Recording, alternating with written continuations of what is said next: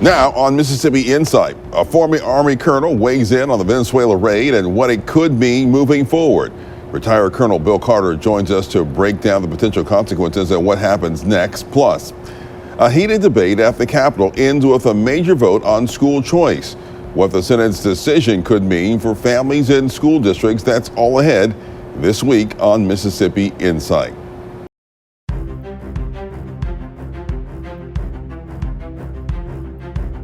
I'm Byron Brown. Thank you for joining us for this January 11th edition of Insight. The situation in Venezuela is drawing renewed international attention following a high-profile raid that has raised serious questions about security, sovereignty, and what comes next. Details are still emerging about how the operation unfolded and who authorized it, while leaders across the region weigh their options moving forward. And joining us now is retired Army Colonel Bill Carter to help us better understand how this raid came about and what the next steps could be. Bill, thank you for joining us. Thank you for having me, Byron. First, what do we know right now about how this raid was planned and carried out? Well, the wrap is still pretty tight on it, but it mirrors pretty much what we did in Panama when we were trying to get Noriega out of office. The same rationale for pulling him out and so on and so forth. So the planning was pretty much the same. Overwhelm the enemy with non-lethal force as much as you could. Get the subject, and in case of Venezuela, Maduro, and like we did with Noriega. Noriega led us on like a 3-day chase, and finally ensconced himself in a Catholic church, actually the Catholic diocese, which granted him asylum for a time. That was a mistake they didn't want to make this time. So the actual raid to actually put their hands on Maduro was done by Delta Force, which is what they're really not talking about. And from your perspective, the primary objective, was it just to get Maduro out, or what was the primary objective for going into Venezuela at that time? Well, three things. According to my intelligence sources, Iran, the Russians, and the Chinese were starting to set up military-styled operations in Venezuela, which was in violation of the Monroe Doctrine, saying that no foreign power could colonize or overly influence a government within the South Central North American parameters. And that was their rationale. That was one of the rationales. But the one that matters most to the people of Venezuela is that Maduro was basically a self-appointed president. He did not win the presidency, and the election was overturned, and he stayed in office. He achieved the office illegally. So, yeah, that's the main reason. There are two main reasons for the raid. One of them is protection of our continent. The second one was that Maduro was, they're claiming, was a drug kingpin working with all of the cartels down there, and to eliminate the drugs. And then there's the third benefit, of course, oil. You know that Venezuela has more oil than Saudi Arabia, Kuwait, and Iraq all mixed together. So once we have that, you may notice that gas prices are actually dropping around the country right now, and that's why. So is this all about oil or drugs, or is it all the above? It's all the above. I would say that it's mostly about oil, at least. Trump needed a win on something that would have an impact on the U.S. economy. Well, getting more oil, billions of barrels of oil, at a hugely discounted price, now that they have Maduro out of office, is going to truly lower the cost of oil here in the United States, so that we don't have to worry about oil reserves anymore. What are the potential political security consequences inside Venezuela as a result of all this? Well, it was kind of it wasn't so much as a hostile takeover as it was one that was basically approved by the people of Venezuela. So trying to keep it secure is not that difficult. We still have ships off the coast that if anything goes wrong, we can immediately respond and help prop up whatever government they finally decide on. But at the end of the day, people of Venezuela are fairly happy that Maduro is gone, very much like Panama. How might this impact Venezuela's relationship with the United States and neighboring countries moving forward? Well, okay, so I was a journalist for a while, and one time I did a story. I wanted to do a story about a number of sheriffs that were crooked. And my boss at the time said, "No, Bill, we can't do that story. All the sheriff's departments will be mad at us because we took away their sheriffs. They got them arrested." And I was puzzling about that. I finally looked him in the eye and said, "Yeah, but now they have whoever they want as sheriff. It's no longer part of a political machine. It is more of now the popular vote can freely vote and get that guy that they really wanted into office." It's pretty much the same thing. If you release or capture a dictator of an active country who is still running the country, and because he did negate the elections that the other guy won, the people of Venezuela they're a good people generally, and they're pretty much happy that this has occurred. And now we're going to be pumping billions of dollars into their economies through oil.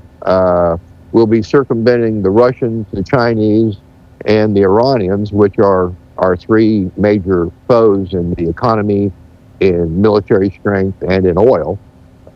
So at the end of the day, it's win-win for the people of Venezuela. I know there's a lot of debate now in Washington about whether or not what we did was legal or constitutional. What's your take on that? The Monroe Doctrine. The Monroe Doctrine says that if any foreign power tries to come into the continents of North, South, Central America, that we have the ability to defend them and defend against them taking over that country. So, economically speaking, it when we did it with Noriega, it wasn't for oil; it was for the Panama Canal. But France originally was against it, but they turned around and then charged Noriega with a murder case and found him guilty, and he spent, I think, 12 years in prison there. The time he spent in prison here in the United States. By the time he got back to Panama, he was a done deal. There was nobody backing him up. So, as I say, the international community, and especially at the United Nations, will always protest the use of military force from the United States on any independent country. There's no doubt about that. But they have to do that, because they're saying, well, they could do that to us next. Well, we're not going to invade France. We're not going to invade Great Britain. I mean, that's silly. But that's what we're hearing in parts of the House and the Senate. But by the rule books, so to speak, President Trump did have the authority under the Monroe Doctrine to protect and reject foreigners from former military combatants to the United States from being in that country. So that's what the Monroe Doctrine is all about, is protecting our borders and protecting the continent, so to speak.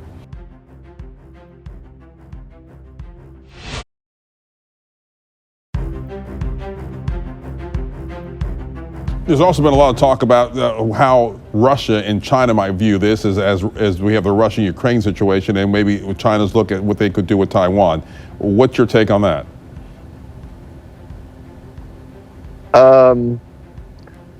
There was supposed to be a peaceful handover of Taiwan. It was a British colony, and they basically gave it to China, which was kind of weird. But so it's still pretty much an international city, and it has a huge economic impact on China itself. So the Chinese want to have more of a possession, they're ours kind of thing. That debate has been going on for about the last 25 years, and the handoff has actually already taken place between the British and the Chinese.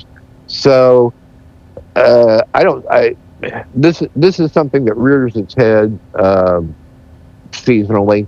Every few years, China makes another kind of grab to take over everything in the country. So this is just saber rattling. As for the Russians, oh goodness, they were really looking for an economic partner that they could control. As we sit here talking right now, there is a Russian oil freighter, barge, whatever, on its way up the North Atlantic with Venezuelan oil. That's been reflagged as a Russian vessel. It was a neutral country vessel, but so we're actually enforcing the laws of the sea. That's why the Russians are angry with us, because we're messing with their oil flow. So is that going to turn into anything major? Russia has no real desire to get out of Ukraine, because truth be told, if they were to go into it 100% with everything they had, they would win, and they would gain the Ukraine back. However, just like us and this thing in Venezuela, international outcry would be so loud and so long that even the Russians don't see that as a real possibility. Right now, it's just being used as a tool to a land grab, so to speak, in Ukraine. And looking ahead, what are the realistic next steps diplomatically or militarily that we should be watching out for in the coming days or weeks? I don't think that China or Russia is going to do anything to back up the former Venezuelan military, and it is now in the hands of, let's call them neutral commanders. So I don't think that they're going to turn around and rebel and come after the United States. Even if they could, they don't have the military for it. So they would have to do it with one of the outliers like Russia or China. Russia and China both know that if they attack a country that the United States is in, that could lead to World War III. And nobody wants that, economics or not. All right, Bill Carter, we thank you for joining us and your insight. Thank you for having me, Byron. All right, and we'll be right back.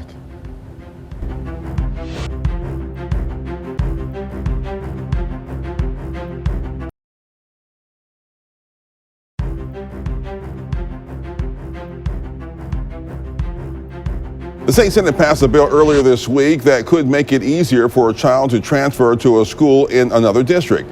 And as 12 News political reporter Cameron Smith reports, it was a lengthy debate. It's only the second day of the 2026 legislative session, and the Senate is moving quickly. Move for adoption of the committee supplement. I ask to be recognized to explain. Senate Education Chair Senator Dennis DeBar says, currently, if a child wants to move to a school in another school district, both school districts have to approve the transfer.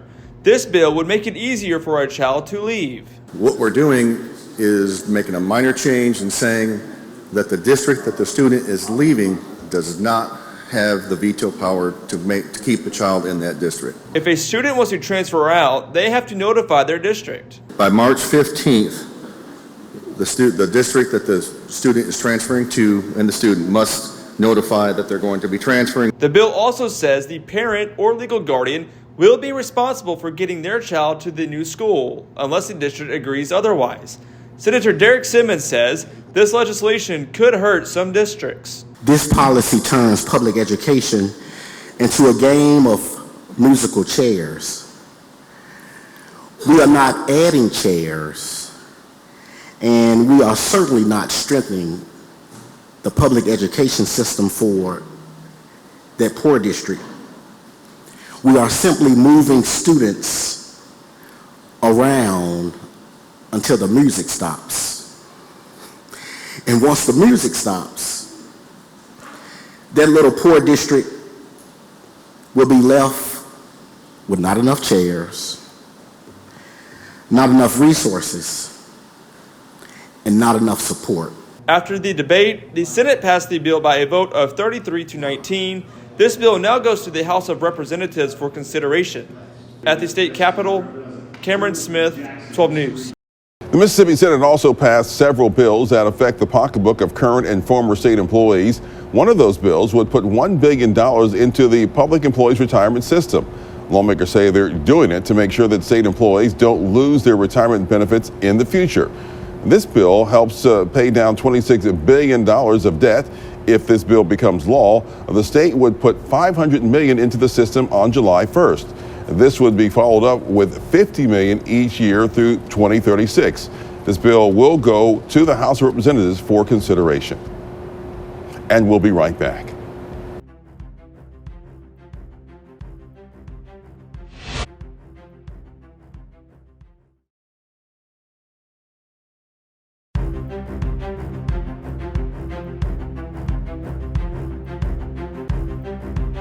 Mississippi is not just making news, we're making history. Today, we are breaking another record that some thought would never be possible. Mississippi Governor Tate Reeves in South Haven Thursday, his announcement of a $20 billion investment by XAI echoing in the cavernous warehouse, a data center nicknamed Macro Harder. XAI will be creating hundreds of permanent jobs throughout DeSoto County to support this county's emergent role in the future of technology. Calling this a win-win situation for the community and state, XAI now expanding its footprint along State Line Road. This facility, the second here across the state line from the Colossus 1 and 2 computers in southwest Memphis. By the time we get fully online, we're going to have about 2 gigawatts of coherent compute in this area, and we're going to do more. XAI getting pushback from some members of the community, but South Haven Mayor Darren Musselwhite more than confident Thursday. We know that this development is coveted around the globe. Any city in the world would love to have you here. And so we want you to know that we appreciate the magnitude of this and all the financial benefits it's going to create for our citizens and all the things it's going to do for the people here. If you have comments or questions about today's show or a suggestion for an interview or segment, just drop us a line. Email our producers. The address is news@WJTV.com. Big thanks to retired Army Colonel Bill Carter for joining us this week. We'll be back next weekend with more of the political and current affairs coverage that you demand. I'm Byron Brown from all of us here at 12 News. Make it a great weekend.